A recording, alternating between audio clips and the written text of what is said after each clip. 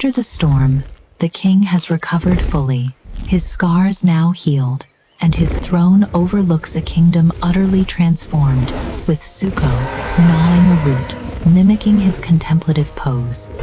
But peace is merely superficial, for below, the first conflict over territory has already erupted, as the old Triceratops herd gores a Parasaurolophus for food. Even the water source becomes a flashpoint. As the new Triceratops herds snarl in frustration at the bathing Brachiosaurus. Inspired by the king, the young Prince Zuko tries to command, rising on Kong's shoulder, beating his chest and squeaking, "Ki, Ki," but his voice is far too small to be heard. Kong realizes his new kingdom is tearing itself apart. The oasis has become dangerously overcrowded. It is time to establish order, not with a roar, but with the resonant thunder from the king's chest. That sound drowns all chaos, and instantly, every eye turns to the throne in silence. The king knows strength is not enough. He needs the wisdom to reorganize this territory. Pointing his massive arm toward the Red Rock Canyon, the new Triceratops herd recognizes the signal. It is the path back to their old home, and they begin to move. But the oasis's original residents hesitate. They do not want to leave their only safe haven. Seeing the hesitation, Kong decides. A true king doesn't just command, he leads, lifting Zuko into his palm. He approaches them not with menace, but with a silent assurance, "Follow me." And so, the kingdom's first great migration begins, led by Kong himself, Zuko held safely in his hand. As the noisiest residents leave, the oasis immediately sighs in relief. Peace has returned to the wetlands. From a distance, the king's army, the Allosaurus pack, notices the movement, and they move into escort position on their own, flanking the procession. Kong recognizes the new discipline in the Allosaurus pack. They are no longer hunters, but guardians of the realm. Young Zuko tries to posture at the army, a prince learning how to be a king. The lead Allosaurus, scarred, glances at the tiny threat, then snorts and continues its duty.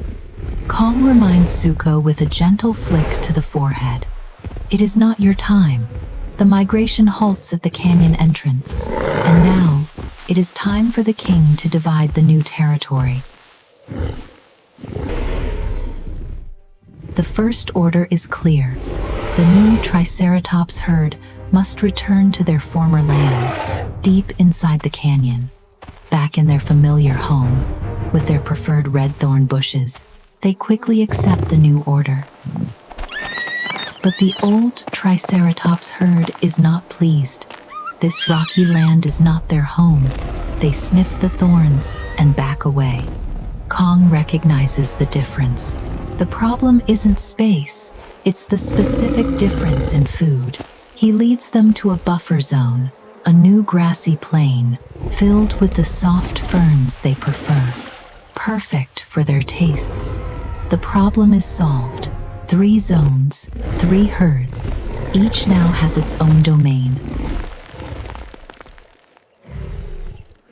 With his subjects settled, Kong turns to the next problem. The remnants of the old war, the 3 rotting Carno carcasses.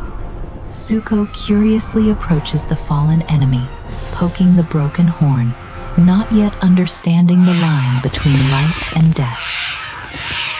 Kong's sharp roar isn't anger. It's a stark warning about the danger of disease. The rotting corpses are a polluting threat. The kingdom needs its sanitation crew. Kong scans the skies, calling for the island's carrion specialists, the pterosaur vultures. He understands they won't land while he is near. The king must allow them space to work, dragging the three bodies into the open. By moving away, climbing to a distant perch, Kong gives the signal. The feast is ready, and it is safe. The invitation is accepted. Hundreds of vultures descend like a deathly tornado.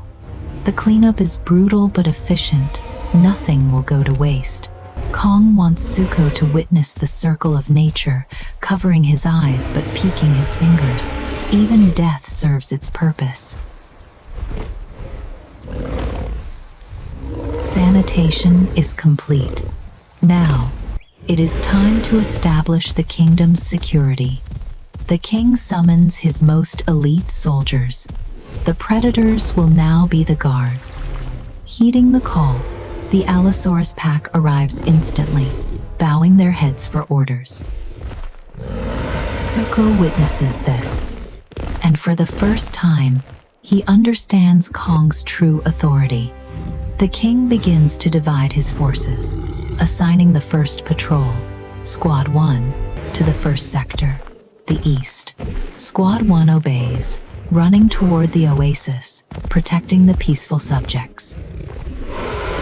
The second assignment is given: patrol the western border and the canyon, where new dangers might lurk. Squad 2 accepts, moving into the canyon, protecting the new residents. The last Allosaurus, the pack leader, is given the most vital role: guard the center, claiming the enemy's den. The predator claims the former enemy's den, turning it into a central guard post. Relocation, division, sanitation, and security. The 4 pillars of the new order are set. The work is done. The king, carrying the prince upon his shoulder, returns to his throne. In Sector 1, the guards' presence is tense at first, but they only watch, not hunt. The Triceratops realize these predators are not here to hunt, but to protect. In Sector 2, the same order is established, creating a strong security perimeter. Meanwhile, the cleanup crew has finished its gruesome task perfectly. They leave the canyon clean, leaving only white bones as a warning. When Kong returns, the oasis is now a true paradise, peaceful and spacious. The king drinks the cool water, feeling the satisfaction of a job well done. Little Zuko mimics the king's actions, learning through every gesture.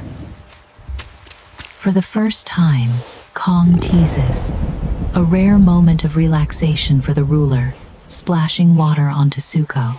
Zuko happily retaliates, and for a moment, they are not king and subject. But the play quickly escalates as Kong asserts his strength. Amidst the heavy responsibilities, the king still has time for a mandatory swimming lesson, tossing Zuko into the lake. Soaked, Zuko turns his back in a pout, a very childish reaction.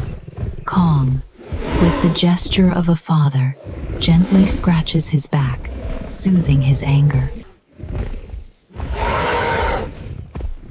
The wide shot of the oasis reveals a perfect picture of balance and harmony. As evening approaches, the king and prince return to their watchtower. Zuko sits beside Kong, perfectly mimicking his guardian's pensive pose. From his high vantage point, Kong observes Sector 1, heavily guarded and completely stable. He glances to Sector 2. The canyon is also in perfect order. There is no longer the smell of conflict, no smell of blood, only the scent of a safe kingdom. Zuko, feeling the safety, cannot resist the pull of sleep. Kong gently lays Zuko down. The young one has had a long day of learning.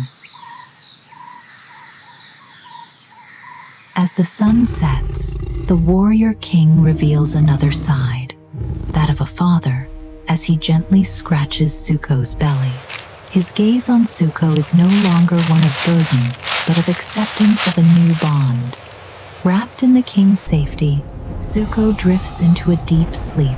With surprising care, the giant hand places Zuko into his den.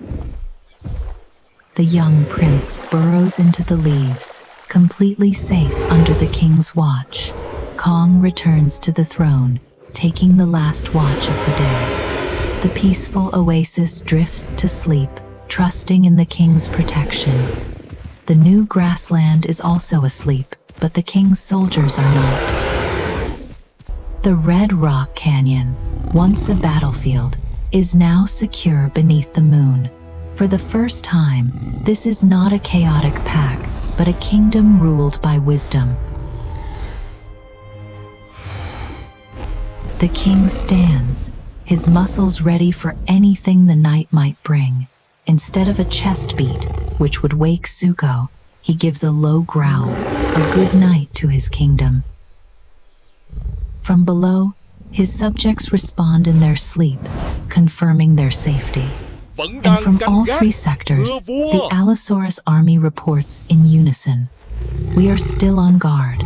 Satisfied, Kong retreats into the cave, sitting beside the life he chose to protect. In his sleep, Zuko instinctively seeks out Kong's warmth, curling up in his lap. The hand that once crushed enemies now becomes a shelter, protecting the small life. Gazing out at his kingdom, the king slowly closes his eyes, but his mind remains alert. The oasis, the heart of the kingdom, beats with a peaceful rhythm. Beneath the moon, a new order has been established, and Kong's kingdom is finally at peace.